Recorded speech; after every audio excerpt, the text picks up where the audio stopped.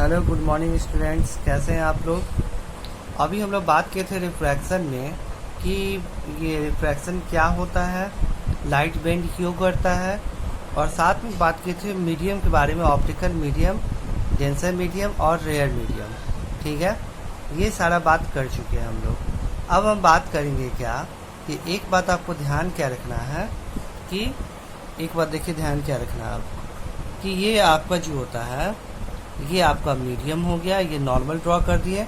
कोई लाइट ऐसे आ रहा है, ऐसे यहाँ पे आया। अगर ये मीडियम आपको रेयर है और ये मीडियम आपको डेंसर है, ध्यान से देखिएगा, ऊपर वाला मीडियम आपका रेयर है, नीचे वाला मीडियम आपका डेंसर है।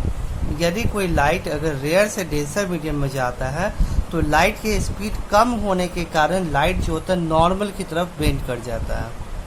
ठीक है, यानी when light move from rare medium to denser medium it bends towards the normal. ठीक है, इस बात को याद रखिएगा। जब लाइट रेयर मीडियम से डेंसर मीडियम में जाता है तो लाइट नॉर्मल की तरफ बेंड कर जाता है आफ्टर रिफ्रैक्शन। इसको ये आपको रिफ्रैक्शन नॉर्मल की तरफ बेंड कर जाता है। और जस्ट इसके अपोजिट कि ये आपको कोई लाइट ऐसे आया, ये लाइट आया, नॉर्मल है आपको, तो लाइट अगर आपको डेंसर मीडियम से रेयर मीडियम जाता है तो ये अवे फ्रॉम द नॉर्मल चला जाता है। इस बात को याद रखिएगा।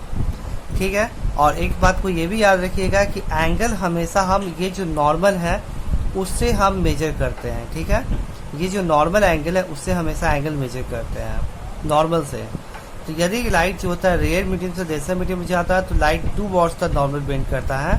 और यदि कोई लाइट डेंसर मीडियम से रेयर मीडियम में जाएगा तो अवे फ्रॉम द नॉर्मल। देखिए राइट का रियल पाथ ये होता अगर मीडियम चेंज नहीं होता, इसका ये देखिए, इस पाथ से ये ऊपर की ओर जा रहा है और इस पाथ से ये नीचे की ओर जा रहा है, यानी ये नॉर्मल की तरफ जा रहा है, ये नॉर्मल से, और यहाँ पे नॉर्मल से दूर जा रहा है।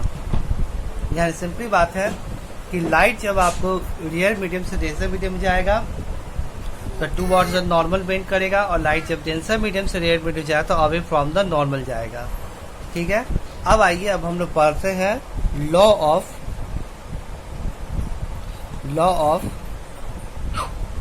रिफ्रैक्शन ऑफ लाइट की रिफ्रैक्शन का क्या लॉ है।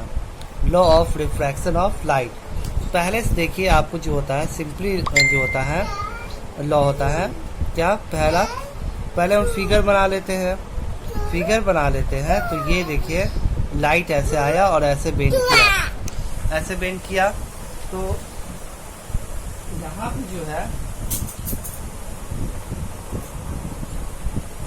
यहाँ पे जो है ये लाइट आपको जो है, एक सेकंड देखिए, तो ये law of reflection of light में ये आपका जो होता है लाइट ऐसे गया, यहाँ आया, ये नॉर्मल। इसमें देखिए क्या होता है, इसको बोलते हैं हम लोग क्या, इंसिडेंट रे, जानते हो ऑलरेडी आप लोग। इसको बोलते हैं क्या, रिफ्रैक्टेड रे। इसको बोलते हैं हम लोग क्या, नॉर्मल। और ये जो एंगल है इसको आई से डिनोट करते हैं, ये हो गया क्या, एंगल ऑफ इंसिडेंट। और इसको आर से इसको बोलते हैं एंगल ऑफ रिफ्रैक्शन। ठीक है, ये लेबलिंग आप समझ में आ गया होगा। जो भी सोर्स से जो लाइट आता है उसको बोलते हैं क्या, रे आता है उसको बोलते हैं इंसिडेंट रे। और उसके बाद जो रिफ्रैक्शन के बाद जो लाइट निकलता है उसको बोलते हैं रिफ्रैक्टेड रे बोलते हैं। और इंसिडेंट रे रिफ्रैक्टेड रे के एंगल को मेजर करने के लिए परपेंडिकुलर ड्रॉ करते हैं, जिसको हम बोलते हैं क्या, नॉर्मल बोलते हैं। और जो एंगल फॉर्म होता है नॉर्मल और इंसिडेंट रे के बीच में उसको बोलते हैं एंगल ऑफ इंसिडेंट। जो एंगल फॉर्म करता है नॉर्मल और रिफ्रैक्टेड रे के बीच में, इसको एंगल ऑफ रिफ्रैक्शन बोलते हैं। ये आपको समझ में आ गया होगा। अब लॉ क्या है, फर्स्ट लॉ है, आपको जानते ही आप लोग, incident ray, refracted ray and normal all lie in same plane. Incident ray, refracted, normal जो होता है सभी सेम प्लेन पे लाई करता है, एंड सेम पॉइंट। यानी incident ray refracted normal same plane में रहता है, सेम पॉइंट में होता है। तो सेम प्लेन और सेम पॉइंट क्या होता है वो हम ऑलरेडी आपको रिफ्लेक्शन चैप्टर में पढ़ा चुके हैं, तो इस पर ज़्यादा डिस्कस करने की जरूरत नहीं है। मेन टॉपिक है सेकेंड। ये जो आपको ये जो होता है लाइट का जो सेकेंड लॉ है, इसको स्नेल्स लॉ के नाम से भी हम लोग जानते हैं। ठीक है, ये ध्यान रखिएगा, ये जो लॉ है इसको हम लोग स्नेल्स लॉ के नाम से भी हम लोग जानते हैं। ठीक है, तो इसको हम लोग देखते हैं क्या है लॉ। देखिए, तो आपको यहाँ पे ये सेकेंड लॉ है, sine of i a sine of angle of incidence, the ratio of sine of angle of incidence and sine of angle of refraction is always constant. पहले क्या था आपको, आप पढ़े थे क्या कि angle of incident reflection chapter में angle of incident angle of refraction के बराबर होता है, ये आप पढ़े थे क्या रिफ्लेक्शन चैप्टर में। लेकिन रिफ्रैक्शन चैप्टर में ऐसा नहीं होता है। यहाँ पे ये रिलेशन होता है आई और आर में। रिफ्लेक्शन में आई इक्वल टू आप पढ़े थे आर, ये आप पढ़े थे रिफ्लेक्शन चैप्टर में। लेकिन अभी आपको आई इक्वल टू आर नहीं होता है, क्योंकि आप देख रहे हैं आई आर के बराबर नहीं है। तो इस केस में आपको क्या होता है कि साइन ऑफ आई और साइन ऑफ आर का रेशियो हमेशा क्या रहता है, आपको कांस्टेंट बोलते हैं। ठीक है ना, इस कांस्टेंट वैल्यू को हम बोलते हैं क्या, रिफ्रैक्टिव इंडेक्स बोलते हैं। ये जो कांस्टेंट साइन आई और आर का जो रेशियो आता है ना, तो जो भी वैल्यू आएगा 5, 10, 15, 20 जो भी वैल्यू आता है उसको हम बोलते हैं क्या, रिफ्रैक्टिव इंडेक्स बोलते हैं। ठीक है, इस बात को ध्यान रखिएगा। साइन आई और साइन आर का रेशियो हमेशा कांस्टेंट होता है, और इस कांस्टेंट वैल्यू को हम बोलते हैं क्या, रिफ्रैक्टिव इंडेक्स बोलते हैं। तो आइए चलते हैं हम साइन और आर का वैल्यू कांस्टेंट का मतलब क्या होता है उसको थोड़ा समझ लें। तो देखिए यहाँ पे साइन आई और आर का वैल्यू कांस्टेंट क्या होता है, देखिए जैसे कि फॉर एग्जांपल यदि कोई लाइट ऐसे आया और ऐसे बेट किया, ये मान लेते हैं कि 30x डिग्री है, ये x डिग्री है और ये y डिग्री है, ये एयर है और ये है मानते हैं वाटर। अभी ये x डिग्री फॉर्म कर रहा है, ये y डिग्री फॉर्म कर रहा है।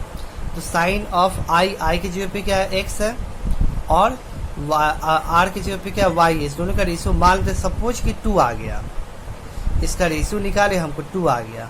अगेन क्या किए कि एक दूसरा लाइट लिए, हम ऐसे ले गए और ये आपको जो होता है ऐसे बेंड किया। ठीक है, अब ये जो एंगल नॉर्मल के साथ एंगल मेजर करते, ये नॉर्मल के साथ जो एंगल बना रहा है ये एक्स डैश बना रहा है, और ये नॉर्मल के साथ बना रहा है मान लेते हैं वाई डैश बना रहा है।